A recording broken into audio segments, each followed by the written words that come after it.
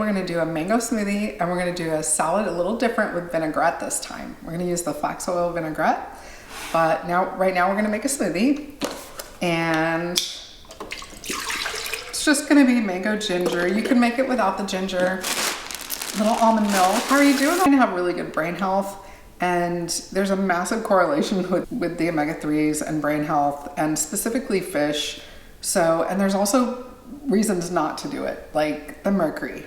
So the stuff that I use, supposedly they're too small to ever accumulate mercury, but with all the stuff that's in the water, it is a consideration, you know, and that's why I'd much rather stick with the plants. There's a guy called Peter Holford who's done a lot of research on Alzheimer's, dementia, stuff like that.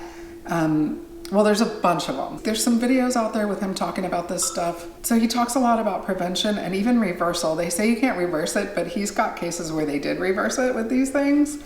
So all this other stuff we're doing is also massively preventative for that and everything else. So we're doing really good. I'm just talking about what type of omegas, if you consider the fish or the flax. Hey guys, so I'm back to make the salad, and I'm doing a voiceover because something happened to this video and I don't have time to reshoot it. Plus I already ate the salad. So we're just going to do a voiceover. If you want to fast forward to the end or stop watching now, feel free. Sorry about this. I don't know why it happened, but it's just a salad with a vinaigrette. And I was really excited because this was the first time I ever used flax oil and made a vinaigrette. And we're going to keep this in here. It's just the red leaf lettuce, and I'm chopping up a cucumber, and I chopped up a whole bunch of vegetables using my new chopper, which I'll link below because I absolutely love it. It saves a lot of time and energy.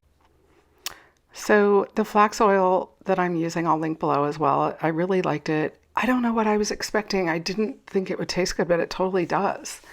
And I muddled some of those blackberries. So that's a bag of frozen blackberries in the front. And yeah, see, it smells good.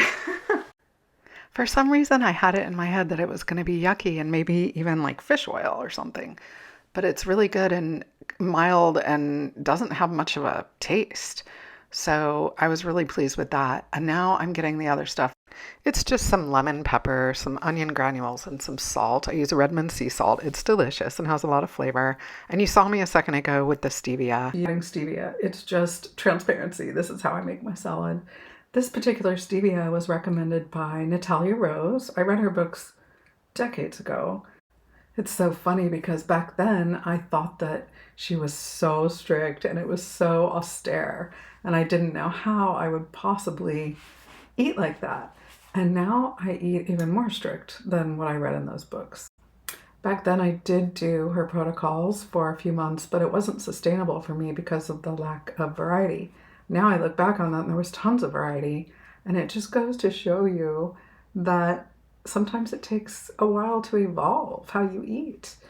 For me, it was years in the making and a slow process to refine my food. And now I love my food more than I ever have. And I do not think it's rigid at all. I really enjoy everything I eat. And I'm so grateful that I finally got here. It's just funny to me that that seemed so hard before. So if it's hard for you, just know that over time, you can get to a good place if you just keep at it. By the way, I did not put that full packet of stevia in there. I never use a full packet. It was just a light dusting.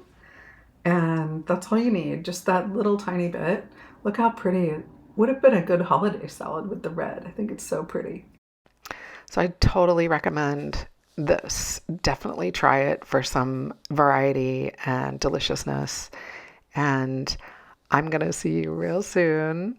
We'll see you this Sunday and also next Wednesday, okay? I adore you. Happy healing.